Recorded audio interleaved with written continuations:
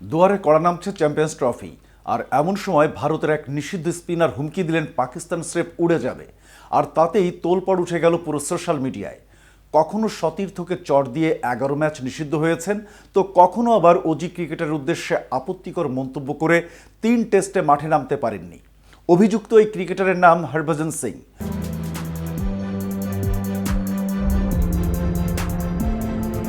ভারতীয় ক্রিকেটের অন্যতম বিতর্কিত চরিত্র এখন ক্রিকেট বিশ্লেষক হিসেবে কাজ করছেন।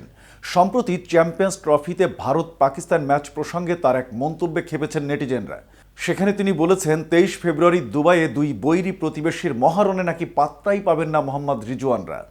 হরভজন সিং বলেছেন, ভারত আর পাকিস্তানের ম্যাচ হচ্ছে ওভারহাইপড, এর মধ্যে আলাদা কিছুই নেই। সাবেক এই স্পিনার আরও বলেন, একবার পাকিস্তানের সেরা ব্যাটারদের দিকে চোখ রাখা যাক। বাবর আজম ওদের স্টার ব্যাটার, যার ভারতের বিরুদ্ধে গড় 31। যদি দলের সেরা ব্যাটার হতে হয় তাহলে কমপক্ষে গড় 50-এর কাছাকাছি থাকতে হবে। রিজওয়ান ভালো ক্রিকেটার, কিন্তু ভারতের বিরুদ্ধে গড় 25। একমাত্র ওদের ফুল টাইম ওপেনার ফকর জামানের ভারতের বিরুদ্ধে গড় 46। একমাত্র ও খেলা ভারতের হাত থেকে ছিনিয়ে নিতে পারে। তিনি আরও বলেন, ফাহিম আশরাফের গড় 12.5।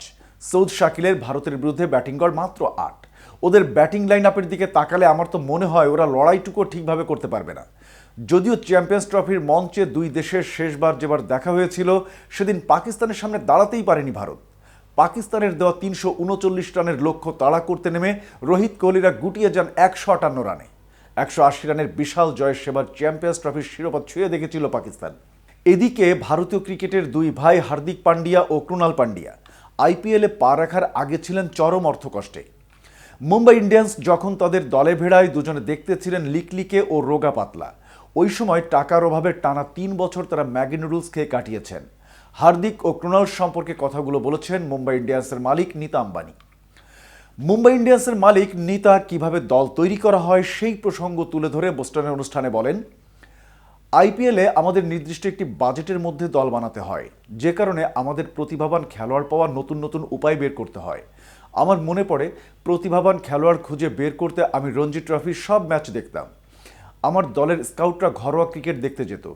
একদিন আমাদের স্কাউটরা ক্যাম্পে দুটো রোগা পাতলা লিকলিকের শরীরের ছেলে নিয়ে এলো। ওই দুই ছেলে ছিল দুই ভাই হার্দিক ও ক্রুনাল। দুজনের ওই সময়ের পরিস্থিতি বর্ণনা করতে গিয়ে নীতা আম্বানি বলেন, আমি তাদের সাথে কথা বললাম। তারা বলল, 3 বছর ধরে ম্যাগি নুডলস ছাড়া কিছুই খায়নি, তাদের টাকা ছিল না। কিন্তু আমি তাদের মধ্যে বড় হওয়ার তাড়না ও ক্ষুধা দেখলাম।